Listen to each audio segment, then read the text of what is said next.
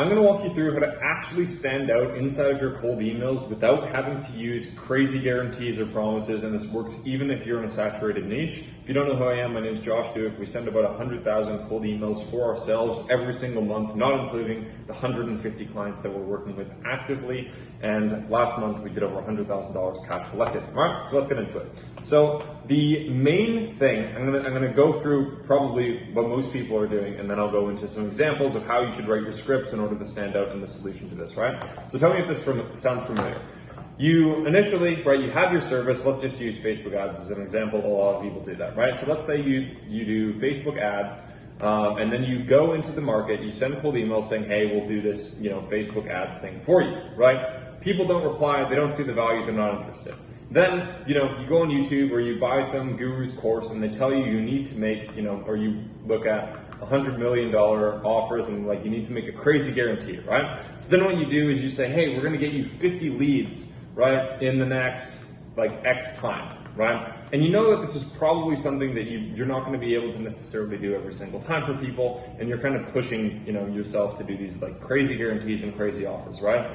Maybe even you're saying, we'll get you 10 clients, right, in the next, 2 months or something ridiculous, right? And you're continually trying to make crazier and crazier and bolder claims to try and get people to be interested. But the thing is, maybe it's working a little bit better than before, but you're still not getting people to be interested enough to reply at a good enough rate where you can make a significant amount of money with cold email.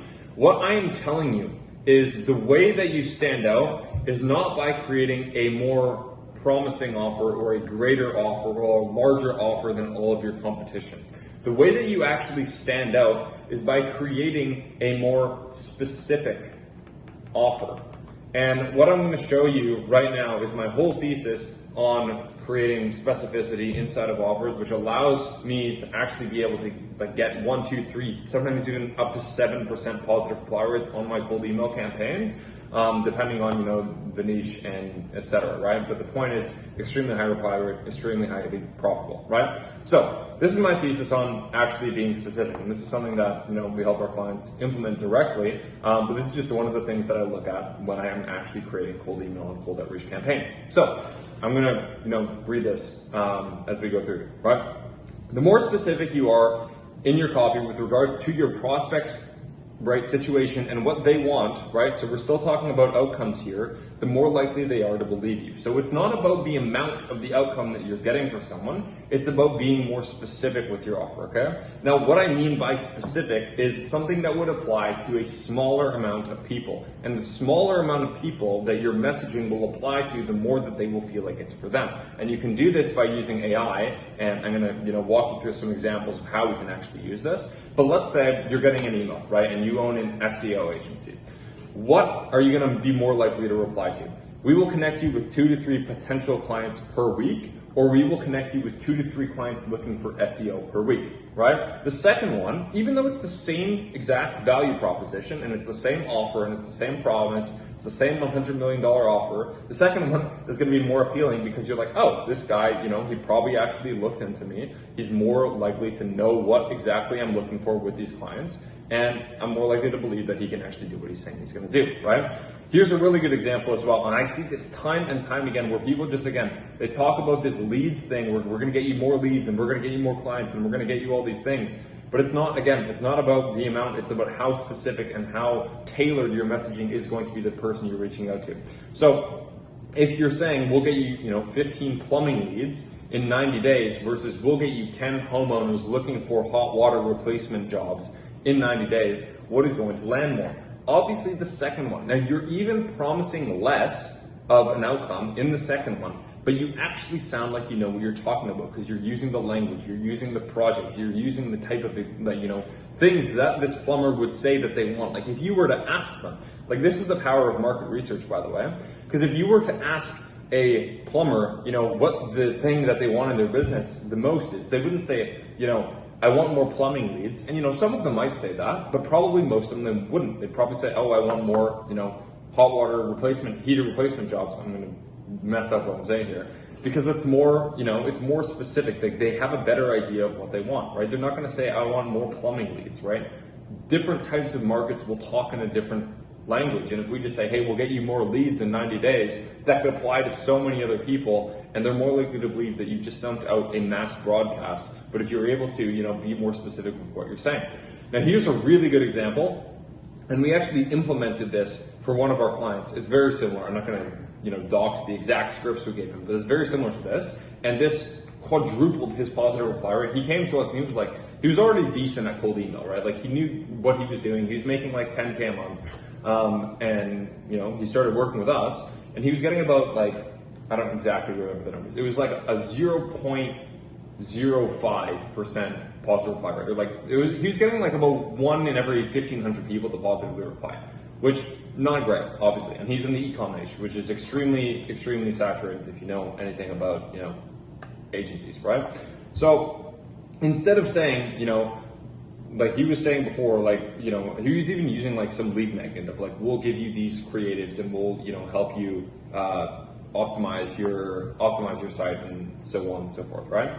So what we did is we changed that, right? The vague version of this is obviously we'll increase the conversion rate on your site. A more specific would be we'll increase the conversion rate on your site by 25% in 30 days. Again, we're attaching some numbers to this here, but it's still not like what exactly are you doing.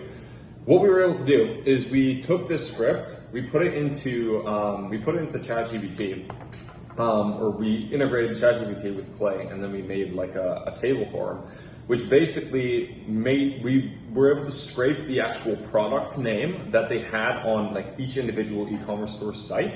And then we were able to insert that as a custom variable into our email campaign. And we were saying we will increase the conversion rate on this product name by 20%, 25% in 30 days. And we also set up a personalized first line that would talk about that product, right? So for example, like he targets all heads brands, right? But let's say for, fashion, for example, if there was like a code called like, I don't know, the super dark coat, we're just gonna call it that as an example, right? But instead of saying, right, we'll increase the conversion rate on your site, it would be like, I love the look of the, super dark coat. Looks like it's, looks like it would look super, it's a better line than this, right? But it looks like it would be super cool to wear or something. It would, obviously it didn't sound as stupid as that when we wrote it, right? If we could increase the conversion rate on this super dark coat on your site by 25% in 30 days, would you be open to, potentially having a conversation?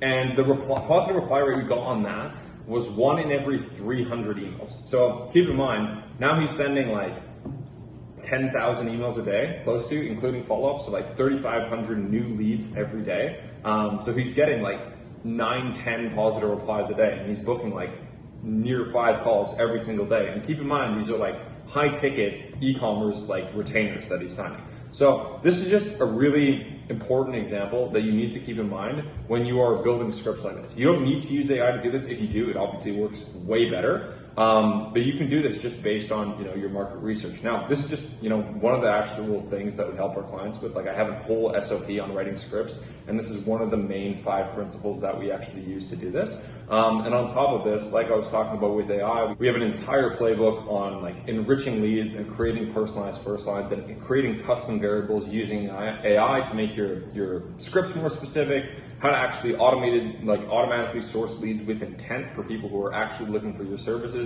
and a ton of other things that I could walk you through, but that's what the program's for.